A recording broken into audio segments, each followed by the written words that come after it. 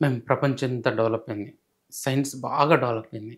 కష్టే ఫలే సిద్ధాంతాన్ని నమ్మి చాలామంది పైకొచ్చిన వాళ్ళు ఉన్నారు. అంటే ఈ శాస్త్రాలను నమ్మటం అవసరమా? ఈ జనరేషన్‌కున్న క్వెషన్ మార్క్.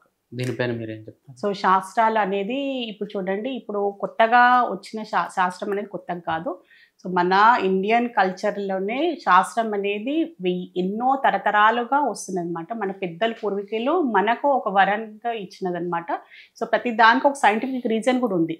సో, శాస్త్రము, యాస్ట్రాలజీని ఏదైనా కూడా దానికి సైంటిఫిక్ ప్రూఫ్స్ కూడా ఉన్నాయి. ఈ ప్రకారం ఇదే ఎందుకు చేయాలి? దీనివల్ల ఫలితాలేంటిది? దీనివల్ల మనకేంటనేది కూడా ప్రూఫ్ అవుతూనే ఉన్నాయన్నమాట. ఓకే. సో, అది పాటిస్తే ఏందంటే లైఫ్‌లో ఒక నియమం ఉంటుంది. ఒక డిసిప్లిన్ ఉంటుంది. So, okay. లైఫ్ ప్రతి మనిషి లైఫ్‌ని ఏంటంటే స్కాటర్డ్‌గా కాకుండా ఒక ప్రత్యేకలో ఒక డిసిప్లిన్‌గా తన లైఫ్‌ని తను మలుచుకుంటాడు. తన లైఫ్‌లో చేయాల్సిన కర్మ సిద్ధాంతం ఏంటనేది పాటిస్తాడు. సో, ఈ సైన్స్ ఏంటంటే హెల్ప్ చేస్తుందనమాట. తనని తెలుసుకోవడానికి, తన లైఫ్ పర్పస్ ఏంటిది, తను ఎలా వ్యవహరించాలి సొసైటీలో అనేది మనకి ఇవన్నీ చెప్తుంటాయన్నమాట. చాలామంది న్యూమరాలజిస్టులు ఇప్పుడున్న యూత్‌ని భయపెడుతున్నారు. భయభ్రాంతులకు గురి చేస్తున్నారు. ఫర్ ఎగ్జాంపుల్ అనిల్ అనే పేరుందనుకో, నిల్ ఏముండదు నీ లైఫ్ వేస్ట్. నువ్వు ఎంత చేసినా వేస్ట్ హ్మ్. అని చెప్పి బిజినెస్ చేస్తున్నారు మ్యామ్. హుహు. శాస్త్రం చెప్పడం గొప్పతనం.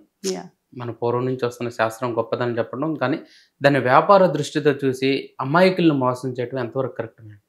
సో, అది గూడా అంత నా దృష్టిలో అయితే కరెక్ట్ గాదు. పెద్దవాళ్ళు మనకి పేర్లు పెట్టారు. సో, అప్పుడు అంత ఫేమస్ లేకుండా ఈ అనిల్ ఇది జీరో, నో రావడము అలాంటిదనేది కొన్ని ఏంటంటే వైబ్రేషన్ అంటారు. సౌండ్‌కి సంబంధించిన సెపరేట్ దీనికి సైన్స్ ఉందండి. సో, అందులో ఇవన్నీ పాటిస్తారనమాట. సో, మనకి నో రావద్దు, నిల్ రావద్దు, సో, డౌన్‌ఫాల్ అయ్యే లెటర్స్ మనం వాడొద్దు అనేది అది కూడా సైన్స్ ఉంది. కాదని నేను అనట్లేదు. కానీ మనం ఒకవేళ పేరు ఆల్రెడీ పెట్టుంటే చిన్న మార్పు చేసుకొని మనము సో, మనకి ఏదైతే లేదో సో, కంప్లీట్‌గా నిల్ అన్నంత మాత్రాన ఆ లైఫ్ మనిషి లైఫ్ వేస్ట్ నిల్ అని కాదు. సో, తన కంప్లీట్‌గా మన లైఫ్ చూడాలనమాట. సో, తను ఏ డేట్ పుట్టాడు, తన లైఫ్ డెస్టినీ, తన లైఫ్ ఎలా పోతుంది. సో, బాగా ఉన్నాడు, మంచి లైఫ్‌లో డెవలప్ అయితుండంటే నిల్ అని ఉన్నంత మాత్రాన తన లైఫ్ డౌన్‌ఫాల్ అవుతుందని మనం అలా అనలేము. సో, చెక్ చేసుకొని తనకు అవసరం ఉంటే ఒకవేళ ఏదైనా చేంజెస్ అంటే చేంజెస్ చేసుకోవచ్చు పేర్లు. చిన్న పేరుతో చేంజెస్ చేసుకొని కూడా మనం పాజిటివ్ పేరుని తెచ్చుకొని మన డేట్ ఆఫ్ బర్త్‌కి ఫ్రెండ్లీగా ఉండాలి ఎప్పుడైనా. పేరు మన డేట్ ఆఫ్ బర్త్‌కి ఫ్రెండ్లీగా ఉంటే లైఫ్ అనేది స్మూత్‌గా పోతుంది. స్ట్రగుల్స్ అనేది చాలా లైఫ్‌లో తక్కువ ఉంటాయన్నమాట. సో, అలా చూసుకుంటే బెటర్. మేము కొన్ని వందల సంవత్సరాల నుంచి కూడా భారతదేశంలో జ్యోతిష్యం అనేది ఉంది. జ్యోతిష్యం ప్రకారం మరణాన్ని, లాభాన్ని, నష్టాన్ని, పుట్టుకను, గ్రహణాలను అంచనా వేస్తారు ఎగ్జాక్ట్‌గా. అంత గొప్ప శాస్త్రం అనుకుండంగా ఇతర దేశస్తులు ఒక శాస్త్రాన్ని మనం తీసుకొచ్చుకొని, మనకు ఆపాదించుకొని, అది తప్పు, ఇది తప్పు అనటం ఎంతవరకు కరెక్ట్? సో, ఏదైనా చూడండి ఏ శాస్త్రమైనా మరణాన్ని గురించి చెప్పడమో, మరణాన్ని గురించి నువ్వు పలానా మనిషి ఈ పలానా డేట్ చనిపోతాడనేది ఏ శాస్త్రం చెప్పదు.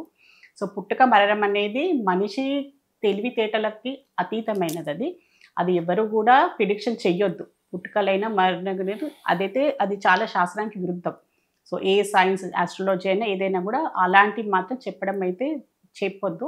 సో, అయినా గూడా శాస్త్రంలో ఏందంటే కొన్ని మనకు సూచనలు ఇస్తాయన్నమాట. సో, ఇలాంటి ప్రమాదాలుంటాయి. సో, యాస్ట్రాలజీ అనుకోండి, సో, న్యూమరాలజీ పరంగానే ఏదైనా కూడా మనకు కొన్ని సూచనలు ఇస్తాయన్నమాట. సో, నీకు నీళ్ళకి సంబంధించిన గండం ఉందంటే, నీళ్ళకి సంబంధించి తను కేర్ తీసుకుంటాడనమాట. సో, కొన్ని ఏందంటే జాగ్రత్తలు తీసుకుంటాడు. సో, వాహనానికి సంబంధించిన నీకు గండాలున్నాయంటే కొంచెం చూసి డ్రైవ్ చేస్తాడనమాట. సో, మనకేందంటే కొన్ని వాళ్ళకేందంటే గైడెన్స్ ఇస్తున్నామన్నమాట. కొన్ని జాగ్రత్తలు తీసుకో బాబు లైఫ్‌లో. కొన్ని ఇలాంటి నీకు వచ్చే అవకాశాలు దాన్ని మాత్రం భయపడాల్సిన అవసరం లేదు. మన పెద్దవాళ్ళైనా పిల్లలు పెళ్తుంటే పడతావని చెప్తారు.